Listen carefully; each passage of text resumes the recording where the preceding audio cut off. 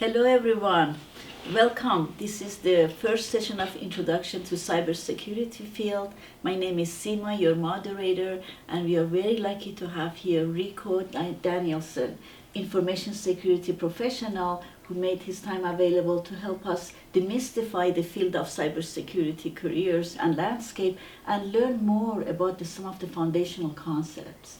So Ricoh, I'm very happy to have you here. I know you have years of experience in law and IT and cybersecurity, but would you please tell us what motivated you to get into this field and what do you do as part of your career? Absolutely. Thank you very much for even having me here. It's very much of an honor, so thank you.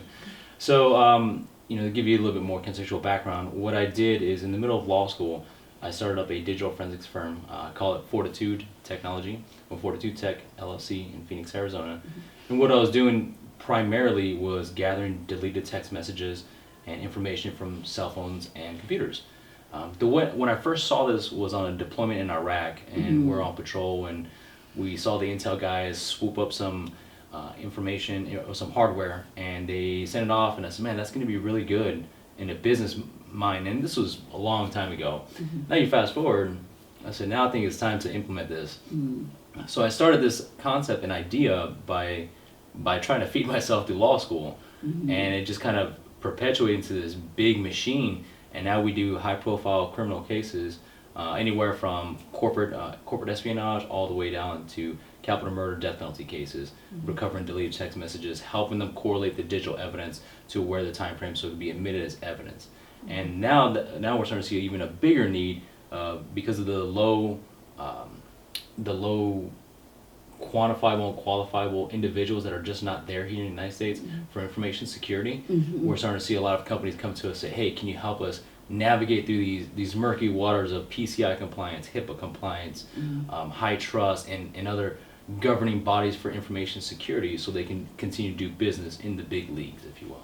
Excellent, excellent. So when we say this is the information age, of course, the information age, the security of the information is important. So that's at the heart of this field then. Absolutely, absolutely.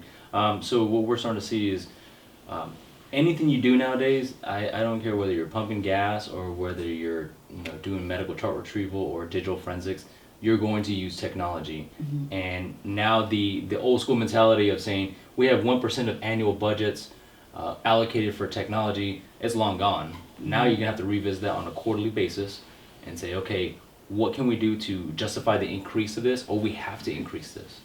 So the information technology age has already been here. It's upon us, and if you're not a part of it, it's gonna be very difficult, not only as an employer but as an employee. Excellent. So can you help us start with the foundation? The term cybersecurity, where it came from, what does it mean? Sure. So cybersecurity, I'm not sure where it came from. I'm pretty sure it came from the government of some sort. They were trying to mitigate certain risks and whatnot.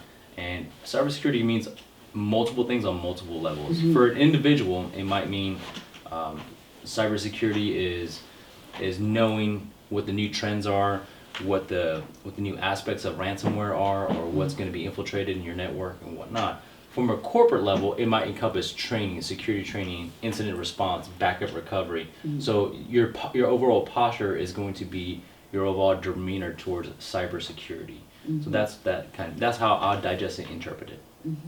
Like cyber as a space, so that the virtual space created by internet, that history kind of reminds you of sci-fi or something that is remote. I don't have to deal with it, but now we live in the cyber world. Absolutely, absolutely. I remember when I was a young man watching Star Trek and Star Wars, I was like, no, that's never going to happen. And now you see the robotics coming out in the U.S. military specifically, and they're getting faster and faster. So now we live in cyber security. We live in cyber information world. We live in this cyber world where if it's not here, it's going to be here within the next 5 years. Okay. This is very good because I wanted to know, you explain cybersecurity, what it means. What does it mean to you? And why is it important to businesses, to organizations, to companies? Well, I mean, first of all, if you're an information security, or let's just say you're an IT professional, information security should be important to you no matter what. I mean, even at the bottom of the TPM level, TPM chip doing the encryption, all the way down to giving the receptionist a great training class on information security, not to click on anything that's looks kind of weird. Yeah. So that's what that means. Okay, very good. Well, there is a lot of information about getting training for cybersecurity and certificates that are important. Can you help us, for our audience, what's a practical path for getting into the training for cybersecurity and certificates that are achievable? Help us demystify that. So it is unconventional warfare. That's what I say. I'll correlate it to kind of the special operations of the military, is that you're going to do things, you're going to work backwards, and you're going to do things backwards to get the result that you want. This is not just a regular business 9-to-5 job. You come in, punch a clock, you learn something on the 1 or 2 years of job. Nothing like that. So if that's something you're looking at for, that might not be the field for you. This is going to be based on how much hardware, first of all, do you have your hands on? How much do you actually get at the fundamental things? And then you can move on to the next phase, which might be networking, which might be your focus, okay? Or from there, it might be information security. You can have all the certifications and degrees all you want, but if you don't know how to do the job, a lot of employers are not going to want to talk to you. And it's not trying to be rude, it's just they have needs, and can you fill those needs?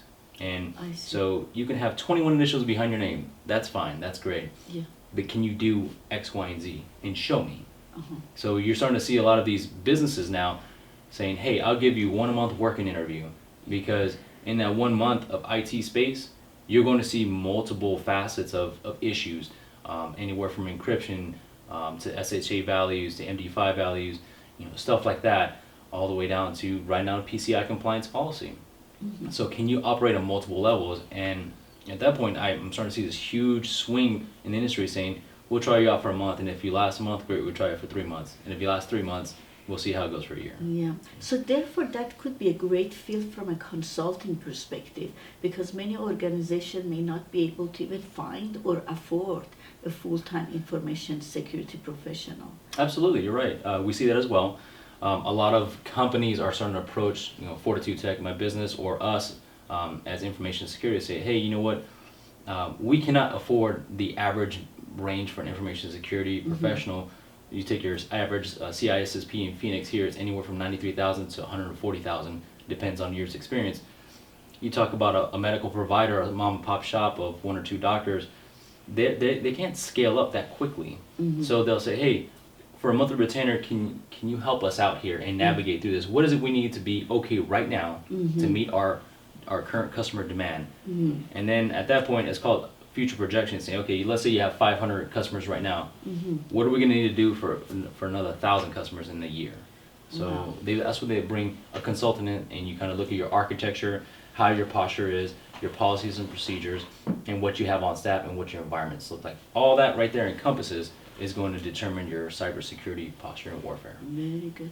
This is very good. I'm very encouraged, because that's what we want to offer to our audience, that this is a field in making, and as you mentioned, you walk backward. It's not very predictable. Absolutely. Like a recipe wise, you get this training, you go to the work, everything is predictable. It's not. That environment, that team, that business have their own specific requirement that you need to see what is it. What is the so-called posture, and where are they? Where do they want to go? Absolutely. And help them develop information security policies for them and practices. Absolutely. Very good. Thank you. So thank you. That's the end of our session, Ron.